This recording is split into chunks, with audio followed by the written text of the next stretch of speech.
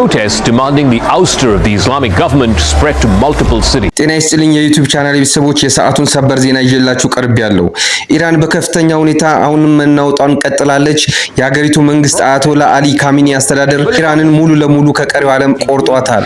በአሁኑ ሰዓት ኢራን በከፍተኛ ሁኔታ በህዝብ ማዕበል የተናጠች ሲሆን የሀገሪቱ መንግስት አያቶላ አሊ ካሚኒ የኢራንን የኢንተርኔት አገልግሎት ሙሉ ለሙሉ በማቋረጥ ከቀሪው ዓለም የነጠሏት ሲሆን በሀገሪቱ የስልክ አገልግሎትን መቋረጡ እየተነገረ ይገኛል። ይህን ተከትሎም የአደባባይ ተቃዋሚዎች እየበረቱ ሲሆን ሌሊቱን የአሜሪካው ፕሬዝዳንት ዶናልድ ጄ ትራምፕ በሰጡት መግለጫ አሜሪካ አሁን ቀጥታ እጇን ወደ ኢራን እንደምታስገባ ገልጸው በማህበራዊ ድረገጻቸውም ከዚህ ቀደም ኢራንን የመቱበትን ቢቱ የተባለውን የአሜሪካ ፈንጂ ጣይ አውሮፕላን የፖሰቱ ሲሆን ይህን ተከትሎም የኢራን ባለስልጣናት ከፍተኛ ድንጋጤ ውስጥ የከተተ ሲሆን በሌላ በኩል ደግሞ የኢራኑ የውጭ ጉዳይ ሚኒስትር ቤተሰባቸውን በመያዝ ወደ ሌላ ሀገር መሰደዳቸውን የምዕራባውያን መገናኛ ብዙሃን እየዘገቡ ይገኛሉ። በሌላ በኩል ደግሞ የመካከለኛው ምስራቅ ጉዳይን በቅርበት የሚከታተሉት አንድ ተንታኝ ዓለም የቬንዙዌላን ታሪክ ሊያይ ይችላል ወይም ደግሞ በኢራን ሌላ አዲስ ነገር ሊፈጠር ይችላል ብለዋል። ሶስተኛ ቀኑን በያዘው የህዝብ ተቃውሞ አደባባይ የወጡት ኢራናውያን የአገሪቱን ሰንደቅ ዓላማ በመቅደድና ሞት ለአምባገነኑ ስርዓት ለአያቶላ የሚል መፈክር በማሰማት የአያቶላን ፎቶ ሲያቃጥሉ የሚያሳይ የቪዲዮ ቅጂዎች በመገናኛ ብዙሃን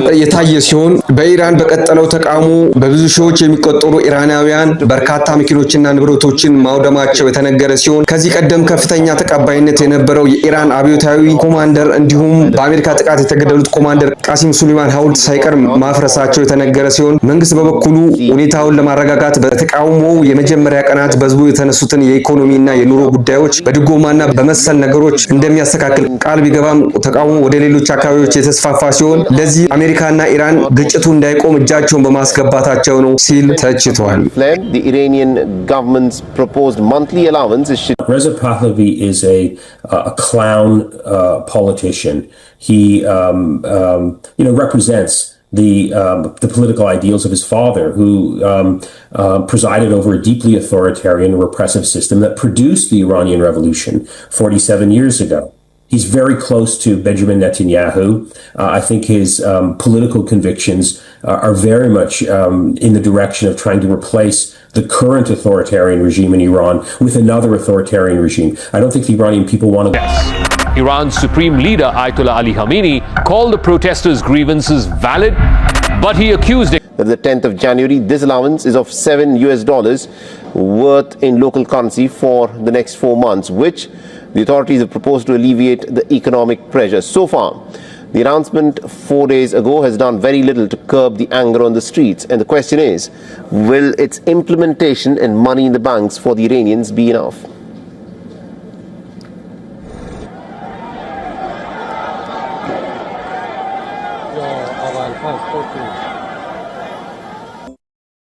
The situation has become even more tense amid the ongoing mass protests in Iran.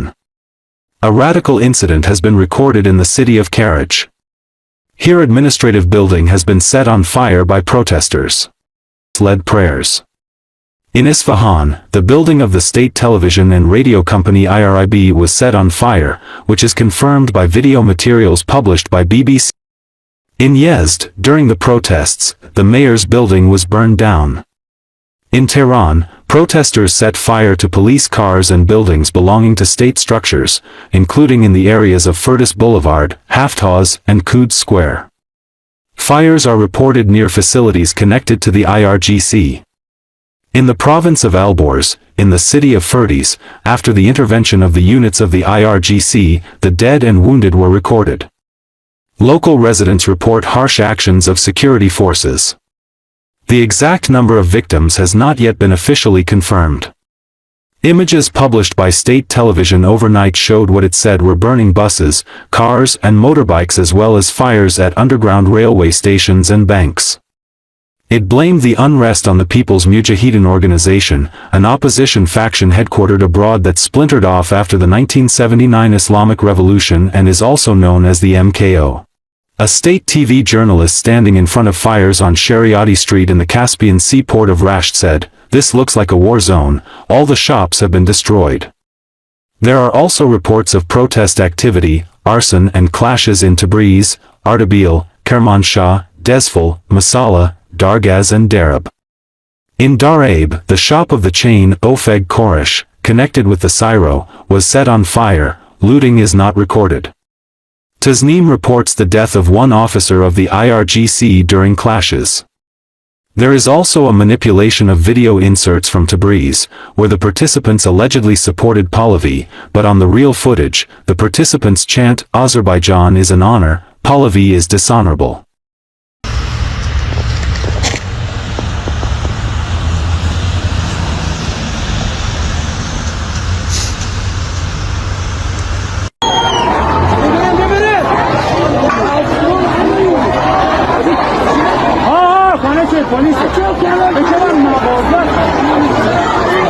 کلانتری آتیش بودم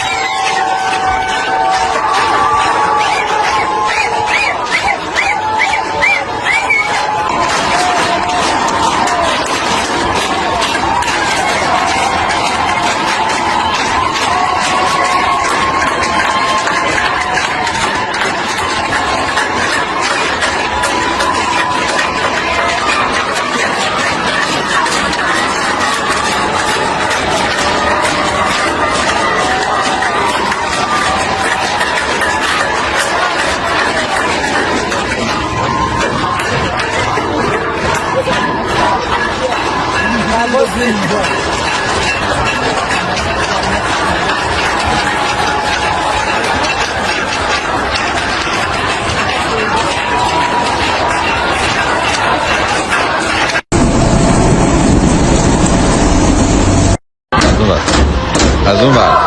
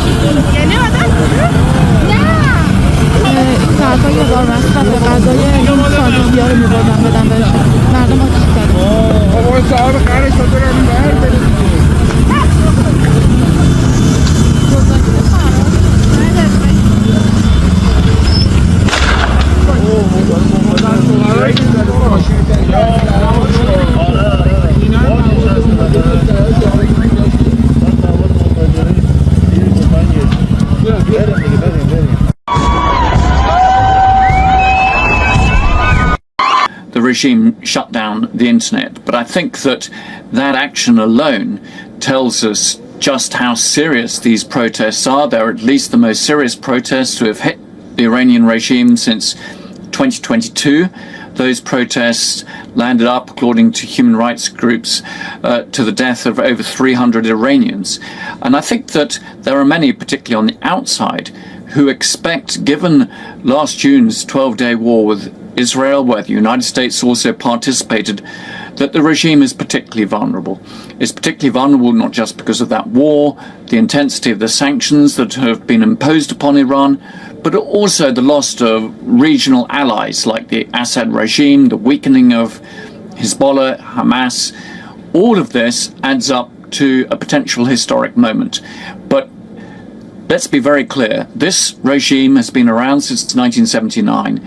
It is set up, and this means that we have to be very wary about what might happen. Even then, if we get into a scenario where this regime falls in whole or in part, Right.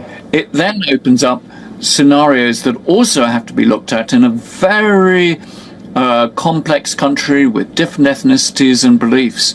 So, we have to watch this very closely and remember with a little degree of humility that the outside world has often got Iran wrong.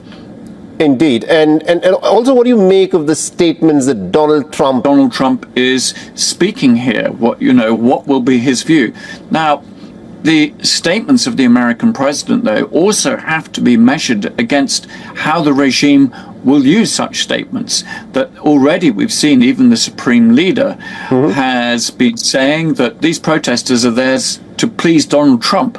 So he has to be careful to ensure that external powers are not seen and depicted as the ones who are driving these protests, because there are very legitimate Iranian reasons amongst so many of these protesters as to